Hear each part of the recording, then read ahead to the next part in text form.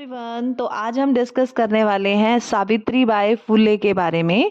Savitri by फुले जो एक समाज सेविका थी और उनका जन्म आज ही के दिन 3 जनवरी को हुआ। 3 जनवरी 1831 को उनका जन्म हुआ। उनके पिताजी का नाम खंडोजी था और उनकी माँ का नाम लक्ष्मीबाई था। उनका विवाह 1841 में ज्योतिराव फुले के साथ हुआ। वो एक प्रिंसिपल थी। एक प्रिंसिपल ऐसे विद्यालय की जहाँ पर लड़कियों को पढ़ाया जाता था। अगर हम आज के समाज की बात करें तो आज लड़कियां हर क्षेत्र में आगे हैं। लड़कियों को हर क्षेत्र में आगे से आगे बढ़ चढ़ के भाग लेने में उनका योगदान दिया जाता है। बट अगर हम उस समय की बात करें, 19वीं शताब्दी की बात करें, तो जब स्त्रियों को पढ़ना यानी कि लड़कियों को पढ़ना पाप समझा जाता था और ऐसे समय में सावित्री बाई फुले ने लड़कियों को पढ़ाने का जिम्मा उठाया क्योंकि उसने इस पीड़ा को महसूस किया था। सावित्री बाई फुले एक विद्यालय की प्रिंसिपल थी जहां पर लड़कियों को पढ़ाया जाता था और पहले किसान स्कूल की संस्थापक भी थी। वह दलितों को पढ़ाने में भी यह सहयोग देती थी। लोग उनके ऊपर पत्थर फेंकते थे, गंदगी फेंकते थे क्योंकि वो लड़कियों को पढ़ाना चाहती थी और हमारा समाज पुरुष प्रधान समाज था। आज हमारा समाज काफ़ी आगे बढ़ गया है, फिर भी बहुत सारी जगह पर अगर हम देखते हैं तो आज भी हमारा समाज पुरुष प्रधान समाज ही बनकर रह गया है। पुरुषों के बिना स्त्रियों का कोई अस्तित्व नहीं है। हमें आज भी अपने समाज को आगे बढ़ाने की ज़रूरत है। कुछ और बात जो मुझे बहुत पीड़ा देती है कि सावित्री बाई फुले जिन्होंने लड़कियों को पढ़ाने का जिम्मा उठाया, उनके ऊपर गंदगी फेंकी जाती थी।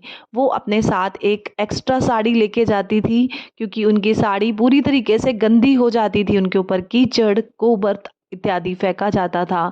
इसीलिए विद्यालय में जाके वो अपने कपड़े चेंज करके दूसरी साड़ी पहन के बच्चों को पढ़ाने का जिम्मा उठाती थी। मैं ऐसी महिला को सलाम करती हूँ जिन्होंने अपने जीवन की परवाह ना करते हुए, अपनी बदनामी की परवाह ना करते हुए हम महिलाओं को आगे बढ़ाया। आज उनकी वजह से हम स्त्रियां आगे बढ़ी जा रही हैं और हमारा समाज कुछ हद तक आगे बढ़ा है। आज भी हमारे समाज में बहुत सारी बुराइयां हैं। उनमें से एक बुराई गरीबी है। उसमें से एक बुराई भिखमरी है। भिखमरी मीन्स भिखारियां हैं, यानी कि जो लोग भीख मांगते रहते हैं और हम उनको भीख देते हैं। न जाने क्यों सरकार भिखारियों की भीख को खत्म करने का जिम्मा नहीं उठाती। क्या इनके हाथ में कटोरा हटाकर किताबें नहीं दी जा सकती? अगर सरकार रातों रात 2000 के नोटों को बंद करने का चलाने का जिम्मा उठा सकती है, तो क्या भिखारियों के हाथ से कटोरा नहीं हटवा सकती? क्या उनको किताब नहीं थमा सकती? सरकार चाहे तो कुछ भी कर सकती है।